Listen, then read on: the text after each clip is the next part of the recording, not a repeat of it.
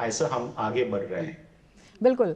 जयंत जी, आपसे समझना चाहेंगे, इस योजना का महत्व इसलिए भी हो जाता है जब हम देखते हैं कि जो हमारे पारंपरिक शिल्प हैं, जैसे नमदा है और भी कई तरह के शिल्प हैं, उनको तो बढ़ावा दिया ही गया है। इसके अलावा जो आधुनिक क्षेत्र हैं उनमें भी आगे बढ़ा जा रहा है, एआई है, आईओटी है। इसके साथ ही ये कहा जा सकता है कि जिस तरह के कौशल की अब ज़रूरत केवल देश में ही नहीं बल्कि इंटरनेशनल प्लेटफॉर्म्स के लिए भी हमारा जो कौशल फोर्स है वो तैयार है। जी बिल्कुल।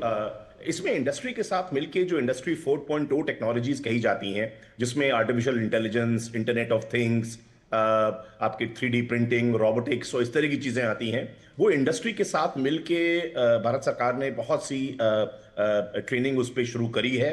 अभी और भी शुरू करना है। और जो आपने इंटरनेशनल ट्रेनिंग की बात करी, उसमें जो गवर्नमेंट ने पिछले पिछले कुछ सालों में किया है, जो हमारी स्किल डेवलपमेंट और एंटरप्रेन्योरशिप मिनिस्ट्री है या नेशनल स्किल डेवलपमेंट कॉर्पोरेशन है या बाकी भी बहुत से विंग्स हैं जो गवर्नमेंट के, उन्होंने मिलकर क्या किया है कि ट्रांसनेशनल स्टैंडर्ड्स अपनाए हैं। जैसे मुझे याद है करीब 80-82 ट्रांसनेशनल स्टैंडर्ड्स जो थे वो यूके के साथ मिलकर अग्री करे गए थे, क्योंकि अभी हमारे जितने भी स्टैंडर्ड्स हैं वो नेशनल स्टैंडर्ड्स हैं, नेशनल ऑक्यूपेशन स्टैंडर्ड्स हैं।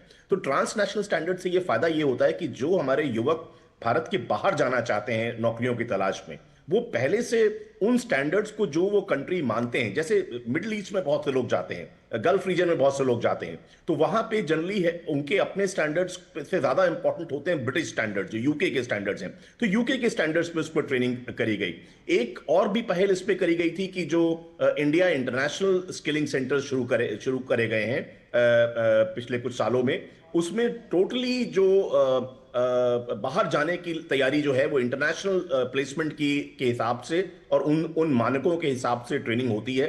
तो ये बहुत जरूरी है, क्योंकि देखिए जरूरी ये है कि वो लोग अगर अनट्रेन्ड या सेमी स्किल्ड फॉर्म में बाहर जाते हैं तो उनको शुरुआत में उतनी अच्छी नौकरियां नहीं मिलती, उनको इतना अच्छा पैसा नहीं मिलता।